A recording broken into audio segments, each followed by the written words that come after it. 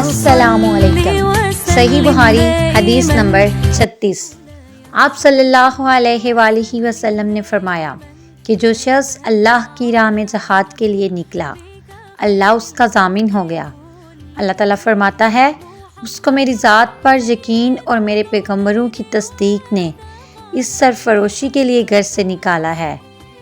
میں اس بات کا ضامن ہوں کہ یا تو اس کو واپس کر دوں ثواب اور مال غنیمت کے ساتھ، یا شہید ہونے کے بعد جنت میں داخل کر دوں۔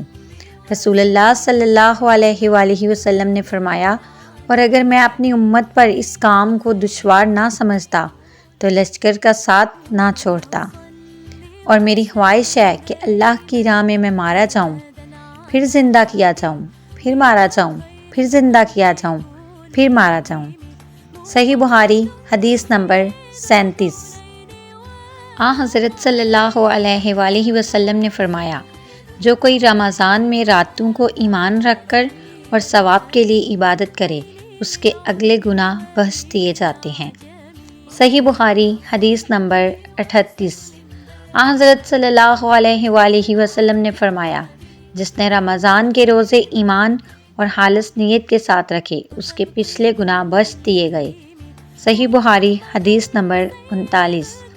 حضرت صلی اللہ علیہ وآلہ وسلم نے فرمایا، بے شک دین آسان ہے، اور جو شخص دین میں سختی اختیار کرے گا تو دین اس پر غالب آ جائے گا اور اس کی سختی نہ چل سکے گی۔ بس اس لیے اپنے عمل میں پختگی اختیار کرو، اور جہاں تک ممکن ہو میانہ روی اختیار کرو، اور خوش ہو جاؤ کہ اس طرز عمل سے تم کو دارین کے وفائد حاصل ہوں، اور صبح اور دوپہر اور شام کسی قدر رات میں بھی عبادت سے مدد حاصل کرو۔ نماز 5 وقتہ بھی مراد ہو سکتی ہے کہ پابندی سے ادا کرو۔ صحیح بخاری حدیث نمبر 40۔ رسول اللہ صلی اللہ علیہ وآلہ وسلم جب مدینہ تشریف لائے تو پہلے اپنے ننہال میں اترے جو انصار تھے، اور وہاں اپنے 16 یا 17 ماہ بیت المقدس کی طرف منہ کر کے نماز پڑھی، اور آپ کی خواہش تھی کہ آپ کا قبلہ بیت اللہ کی طرف ہو۔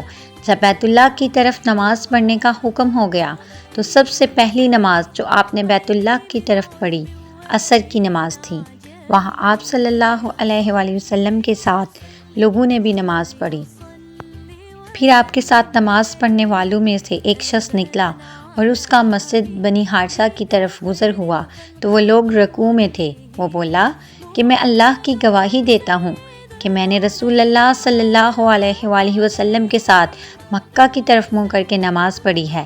یہ سن کر وہ لوگ اسی حالت میں بیت اللہ کی طرف گھوم گئے، اور جب رسول اللہ صلی اللہ علیہ وآلہ وسلم بیت المقدس کی طرف منہ کر کے نماز پڑھا کرتے تھے، یہودی اور عیسائی خوش ہوتے تھے، مگر جب آپ صلی اللہ علیہ وآلہ وسلم نے بیت اللہ کی طرف منہ پھیر لیا تو انہیں یہ امر ناگوار ہوا۔ ظہیر ایک راوی کہتے ہیں کہ ہم سے ابو اسحاق نے 12 سے یہ حدیث بھی نقل کی ہے کہ قبلہ کی تبدیلی سے پہلے کچھ مسلمان انتقال کر چکے تھے، تو ہمیں یہ معلوم نہ ہو سکا کہ ان کی نمازوں کے بارے میں کیا کہیں۔